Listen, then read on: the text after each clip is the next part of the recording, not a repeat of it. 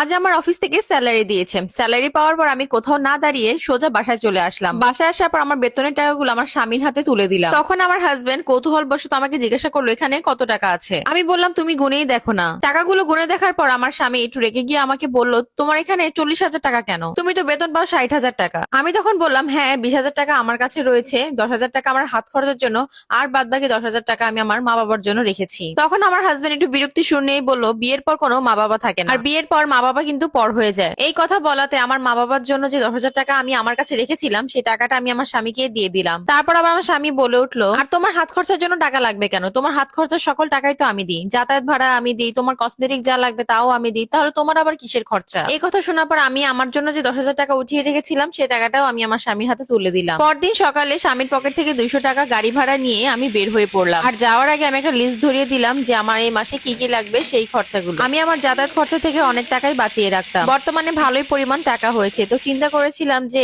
এই টাকা দিয়ে আমি দুটো শাড়ি কিনবো। তো যেই কথা সেই কাজ, আমি অফিস থেকে বের হয়েই মার্কেট থেকে একই রকম সুন্দর দুইটা শাড়ি কিনে আমি বাসায় চলে গেলাম। তারপর আমি আমার শাশুড়ির রুমে গেলাম। আমার শাশুড়ি দেখে বলল কি ব্যাপার, একই রকম একই কালারের একই শাড়ি দুইটা কেন। আমি তখন বললাম মা আমি দুইজনের জন্য একই রকম শাড়ি কিনেছি, একটা হচ্ছে আপনার জন্য আর একটা হচ্ছে আমার আম্মার জন্য। তখন আমার শাশুড়িও বলে উঠলো বিয়ের পর এত মামা করছো কেন, বিয়ের পর কোনো মা বাবা থাকে না, আর যদি তুমি এত বাপের বাড়ি করো তাহলে তোমার সংসারে অশান্তি নেমে আসবে, এটা মনে রেখো। শাশুড়ি মায়ের মুখে এই কথা শোনার পর আমার বুকটা মোচড় দিয়ে উঠলো। চিন্তা করলাম আসলে কি বিয়ের পর মেয়েদের মা বাবার প্রতি কোনো দায়িত্ব থাকে না, তারা কি চাইলেও কিছু মা বাবাকে দিতে পারে না। তো যাই হোক এসব ভাবতে ভাবতে আমি আমার রুমে চলে আসলাম। বেশ কয়েকদিন পার হলো। একদিন সন্ধ্যার টাইমে হঠাৎ করে আমার শাশুড়ি আমার রুমে চলে আসলো, তার হাতে দামি সুন্দর একটা শাড়ি। তো আমি জিজ্ঞাসা করলাম মা এটা আপনাকে কে দিয়েছে। আমার শাশুড়ি মা বললো তার মেয়ে জামাই নাকি তাকে এই শাড়িটা গিফট করেছে। তারপর আমি আমার শাশুড়ি আম্মাকে বললাম এটা যদি আপনাকে গিফট করা হয়ে থাকে তাহলে আপনি এটা কেন নিয়েছেন, আপনি কি জানেন না বিয়ের পর একটা মেয়ের কোনো বাপের বাড়ি থাকে না, এতে তো এখন আপনার মেয়েটা অসুখে থাকবে, ঝামেলা হবে। এই কথা শোনার পর আমার শাশুড়ি মুখটা বাঁকিয়ে রুম থেকে চলে গেল।